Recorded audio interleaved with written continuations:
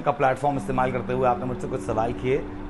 तो शहजादे, मेरे भाई, आप कराची के अवाम के टैक्स के पैसों से तनख्वाह लेते हैं, इसलिए कराची वाले आपसे सवाल करते हैं। आप मुझसे किस कैपेसिटी में सवाल कर रहे हैं ये मुझे भी नहीं पता।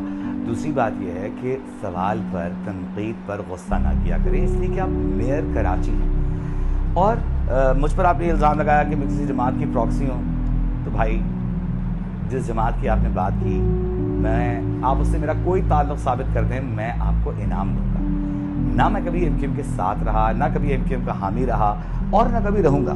तो ये बात समझ लें कि आप एमक्यूएम के पीछे नहीं छुप सकते।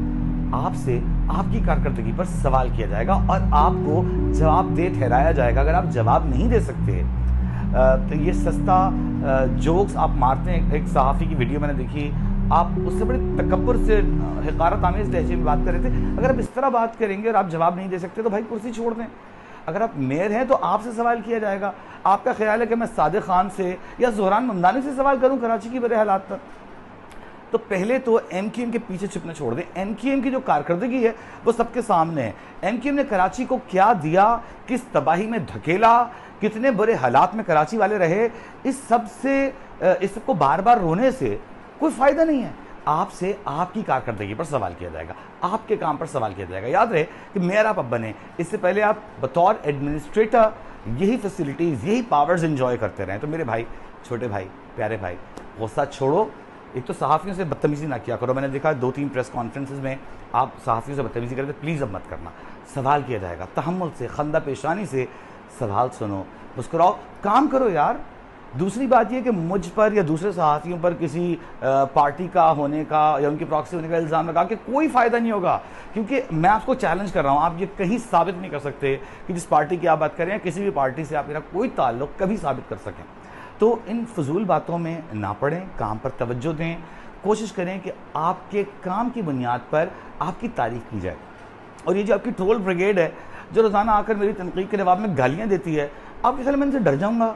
आपके ख्याल सहाफ़ी उन गालियों से, उस ट्रोलिंग से डर जाएंगे जो आपकी पार्टी कर रही है? मैंने 1-2 स्क्रीनशॉट आपसे शेयर भी किए, आपको पता ही होगा मैं किसकी बात कर रहा हूँ।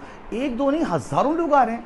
एक साहब ऑस्ट्रेलिया में रह रहे हैं, वो आके मुझे ट्रोल कर रहे हैं। वो कराची में भी नहीं रहते। एक आदमी दादू में बैठा ट्रोल कर रहा है। भाई, मैं कराची वाला हूँ, मैं जानता हूँ कि आप भी कराची वाले हैं।